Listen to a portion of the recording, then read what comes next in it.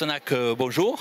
Bonjour. Merci de nous avoir rejoints pour parler de cet ouvrage qui vient de sortir, 10 célébrités sur le banc du lycée de Rodez, de Louis Blanc à Pierre-sur-Lage. Vous pouvez nous en dire un petit mot sur ce livre? Bien sûr. Bon, depuis 15 ans, j'écris des bouquins et notamment des livres d'histoire avéronaise. Et là, il y a 3 ans, j'ai eu cette idée de parler de personnages illustres qui sont très différents l'un de l'autre, mais qui ont en commun d'avoir été, dans leur jeunesse, élèves du lycée de Rodez comme moi, du lycée Foch. Voilà. Donc c'était un peu par curiosité au début, puis que j'ai commencé à faire ce que j'ai l'habitude de faire, puisque j'ai écrit pas mal de bouquins d'histoire locale, donc de faire des recherches comme ça, d'archives, etc. Et finalement, d'où ce livre qui parle de ces 10 personnages illustres qui ont la plupart donné leur nom à une rue de Rodez ou de Villefranche, mais la plupart du temps, on connaît leur nom et on sait assez peu ce qu'ils étaient. Voilà. Alors l'originalité de ce livre, donc c'est des personnages connus, mais comme tout le monde, évidemment, ils sont connus essentiellement par ce qu'ils ont fait dans l'âge adulte. Par exemple, Paul Ramadier, qui était ministre, président du Conseil, donc le plus haut personnage de l'État à une époque, mais on savait très peu leur jeunesse. Et l'originalité de ce livre, encore une fois, c'est de parler de leur famille, de leurs ancêtres, de leur jeunesse, de leur scolarité. Voilà, c'est donc une facette de leur personnalité qui est la moins connue, ce qui n'empêche pas que dans chaque chapitre, je raconte l'ensemble de leur vie, de leur œuvre, mais voilà, l'originalité, c'est l'approche enfance, adolescence, scolarité. Alors je ne sais pas si on peut le dire, je vois, il y a Pierre Soulages, on ne va pas en reparler, tout le monde connaît bien Pierre Soulages. On découvre dans votre livre que côté scolarité, c'était pas forcément ça. Tout à fait, oui. D'ailleurs j'en avais parlé avec le conservateur. Bon, moi j'ai connu un petit peu Soulages à la fin de sa vie, je suis membre des amis du musée Soulages. Bon, mais c'est vrai que lorsqu'il était interviewé sur sa jeunesse, sa scolarité, il disait beaucoup, enfin il disait qu'il n'était pas heureux au lycée, enfin des choses comme ça, mais personne n'a jamais dit avant moi que il fallait vraiment que je me plonge dans les carnets de scolarité et tout ça pour voir qu'il a redoublé 3 fois, qu'il était un piètre élève et surtout un élève qui était souvent puni. Tous les jeudis, à l'époque c'était le jeudi, le jour de congé dans la semaine, et il passait ses jeudis au lycée à faire des punitions, quoi. Voilà. Bon. Comme quoi ça ne lui a pas empêché de faire une carrière exemplaire. Et j'ai trouvé ça très intéressant parce que sur les 10 personnages, il y en a la majorité c'était des bons élèves,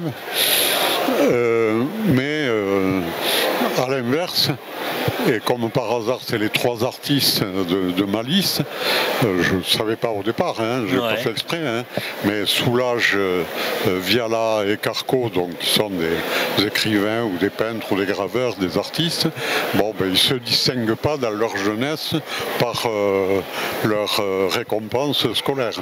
Il y avait des distributions des prix, ils ne montaient pas souvent chercher des prix, quoi. Un livre à offrir aux enfants qui ne réussissent pas scolairement pour avoir une preuve aux parents qu'on peut réussir. C'est rassurant.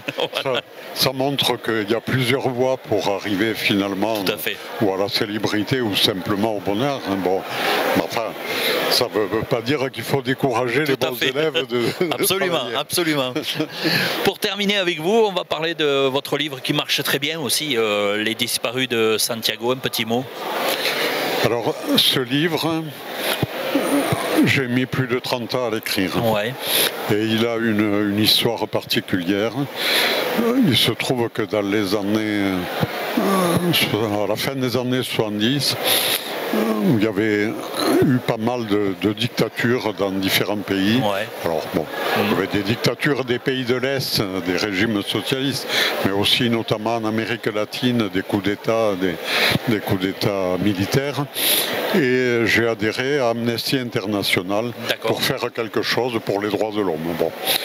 Et à l'époque, dans notre groupe d'adoption, ça s'appelle comme ça, notre groupe avait en charge 3 prisonniers d'opinion, partout dans le monde. Et alors pour respecter l'impartialité en général, on avait un prisonnier des pays de l'Est, dans les pays de l'Est, un prisonnier dans les dictatures sud-américaines, et puis souvent aussi un prisonnier d'opinion en Afrique, dans les nouveaux régimes africains. Bon.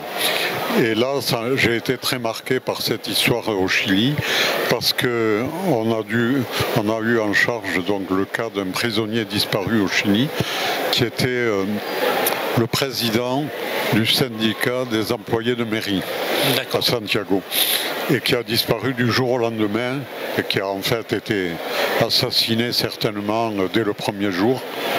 De façon d'ailleurs crapuleuse, parce que les assassins ont utilisé son carnet de chèques pour acheter des téléviseurs. Enfin, on a fait toute une enquête incroyable.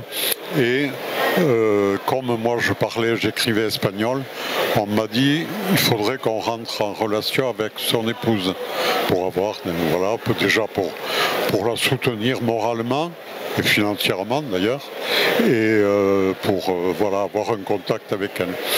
Et pendant 3 ans, tous les mois, j'ai correspondu avec Rebecca, la femme du prisonnier disparu, qui était une femme absolument admirable.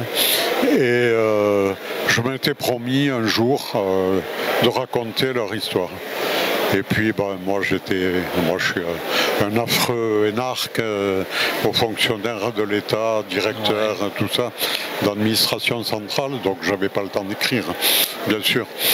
Et j'ai attendu d'être à la retraite et d'avoir publié plusieurs livres, d'avoir un peu la pratique de la littérature. Bon, pour écrire ce livre, qui est un gros bouquin de 500 pages, mais qui est écrit à partir d'événements réels, dont certains, je suis un des rares à en avoir eu connaissance. Et je voulais, c'est une sorte de dette. Je ne sais plus si elle est encore en vie, Rebecca, ou non. Elle avait à peu près 40 ans au moment des fêtes. Elle avait 3 enfants en âge scolaire. Et en tout cas, c'est en hommage à cette femme courage que j'ai écrit ce livre qui relate des événements qui se sont produits effectivement, historiquement. Alors donc c'est les disparus de Santiago aux éditions Igor Meka. Voilà. On mettra toutes les coordonnées pour ceux qui sont intéressés par ce livre et par les autres livres, parce que là on a pris 2 exemples en ce qui vous concerne, mais il y en a bien d'autres encore également. Et puis il y a mon épouse. Et votre épouse également. Et puis à tous les deux on écrit des romans policiers. Voilà. Donc on aura l'occasion de remettre toutes vos coordonnées pour qu'on puisse rentrer en contact avec vous pour lire ces livres passionnants. Voilà. Avec plaisir. Bon, mais merci d'être venu auprès de nous pour nous dévoiler ces 2 éditions. Merci beaucoup. Merci beaucoup.